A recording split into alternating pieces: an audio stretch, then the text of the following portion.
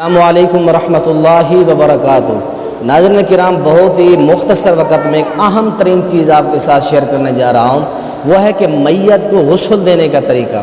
بہت سارے بھائی نوجوان اس حوالے سے بڑے پریشان ہوتے ہیں، اور جب یہ مرحلہ سامنے آتا ہے تو پریشان ہو جاتے ہیں، یار میت کو ہم کیسے غسل دیں، میت کو ہم کس طرح غسل دے سکتے ہیں؟ تو میرے بھائیو دیکھیں، غسل کا طریقہ میت کو بہت اہم جو ہے ضروری بھی ہے اور بہت آسان بھی ہے۔ یہ تو اس حوالے سے میں آپ کے سامنے وہ مختصر طریقہ رکھتا ہوں۔ طریقہ کیا ہے کہ سب سے پہلے آپ نے ہاتھوں کے اوپر داستانے، جو میت والے جو کفن ہوتا ہے اس کے پیکٹ کے اندر داستانے وغیرہ کو کپڑا ہوتا ہے، اس کو لپیٹ کے سب سے پہلے میت کے استنجا کرائیں۔ سب سے پہلے استنجا کرا کے جہاں کوئی غلاظت وغیرہ کوئی گندگی لگی اس جگہ کو صاف کریں۔ صاف کرنے کے بعد پھر اس کو وہی وضو کریں جو نماز والا وضو ہے، روئی گیلی کر کے اس کے منہ کے اندر بھی لگائیں، اس کے بعد ناک کے اندر بھی، پھر چہرے کو دھوئیں اچھی طرح، پھر سر کے بالوں کو اور داڑھی کے بالوں کو۔ ویسے تو حدیث کے اندر ختمی ایک بوٹی ہوتی تھی اللہ کے نبی، اس کے ساتھ داڑھی کے بال سر کے بال دھوتے۔ کوئی بھی چیز ہے، شیمپو ہے یا کوئی صابن ہے یا کوئی اچھی اور چیز ہے جس کے ساتھ داڑھی کے بال اور سر کے بال اچھی طرح صاف ہو جائیں۔ اس کے بعد اس کے بازو دھونے ہیں، پھر سر کو داڑھی کو بھی دھو دیا، بازو بھی دھو لیں، آخر میں پاؤں دھونے ہیں، دھونے کے پھر سارے جسم پر پانی بہائیں۔ یہ مختصر طریقہ ہے غسل کا۔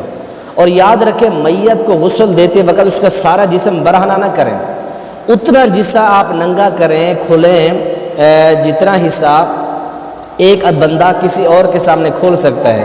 یعنی کوئی بندہ اگر کسی دوسرے بندے کے سامنے اگر غسل کرے تو پھر کتنا حصہ کھولتا ہے؟ اس کی سطر کو ڈھانپ کے رکھیں، اس کے اوپر کپڑا رکھیں، اس کے سارے جسم کو برہنہ نہ کریں، اور نرمی کے ساتھ، ایستگی کے ساتھ اور نرمی کے ساتھ اس کو غسل دیں۔ غسل دیتے ہو یہ بھی ایک بات بھی یاد رکھیں، اگر درمیان میں کوئی ایسی چیز نظر آتی ہے کہ اس کو لوگوں کے سامنے آپ افشا نہ کریں، کوئی عیب آ جاتا ہے، اس عیب کو لوگوں کے سامنے نہ افشا کریں۔ نبی پاک نے فرمایا، من ساتر مسلمن ساترہ اللہ، جو مسلمان کے عیب چھپاتا ہے اللہ اس کے عیب چھپاتا ہے۔ اما جی ام عطیہ رضی اللہ عنہ فرماتی ہیں، ہم نے اللہ کے نبی کی بیٹی سیدہ زینب کو جب غسل دیا، اللہ کے نبی نے فرمایا 3 بار دیں، یا اس کو پھر 5 بار یا 7 بار، تاک تعداد میں اگر ضرورت ہو تو آپ جتنا مرتبہ غسل دینا چاہیں دے سکتے ہیں۔ تو یہ بہت ہی مختصر اور عام طریقہ ہے غسل دینے کا، کوئی مشکل طریقہ نہیں ہے۔ سیم وہی وضو کریں جو نماز والا ہوتا ہے، اس کے بعد پھر آپ اس کے سر کے بال ہیں، داڑھی کے بال ہیں، ان کو اچھی طرح دھوئیں، جو ہے باقی سارا نماز کا والا وضو کرائیں، جس طرح زندہ بندہ غسل کرتا ہے وہی طریقہ ہے، کوئی مشکل طریقہ نہیں ہے۔